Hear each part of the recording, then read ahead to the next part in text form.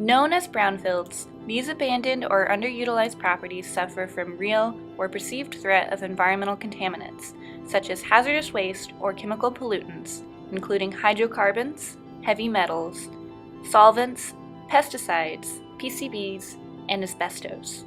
In many cases, land is left idle for decades. This particular brownfield site will be home to the new Surly Brewery, which is planned to open in 2014.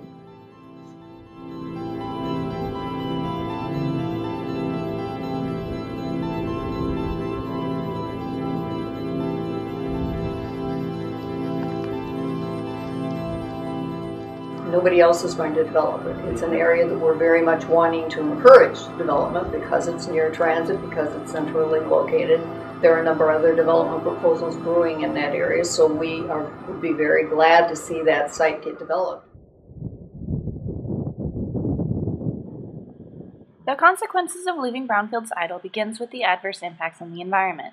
The migration of pollutants through processes such as runoff can contaminate groundwater and other sources of drinking water, affecting both wildlife and humans. Accumulation of heavy metals in the body can cause neurological disorders and increase the risk of cancer, while exposure to other chemicals can exacerbate asthma. These blighted sites reduce community activity and vibrancy by incubating crime and illicit activity.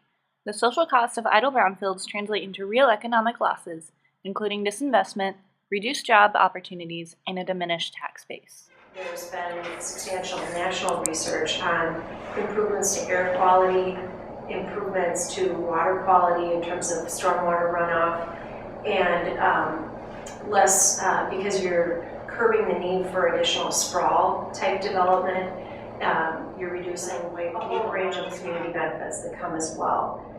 Everything from improving community vitality, removing blighted properties, improving adjacent property values, to adding specific end uses that really contribute to the attractiveness and vitality of a community, as opposed to acting as sort of a catalyst to additional decline. Location near the Central Corridor LRT station, near the Transitway.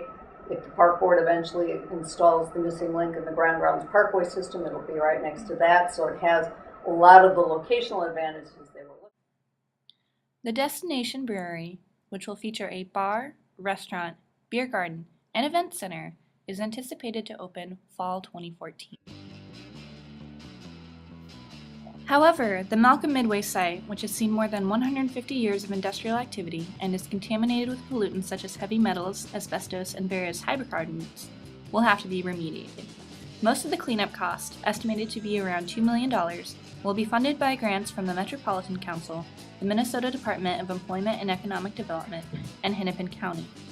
The redevelopment of the Malcolm Midway Brownfield site is an example of responsible, sustainable development, since the project has positive environmental, economic, and social outcomes.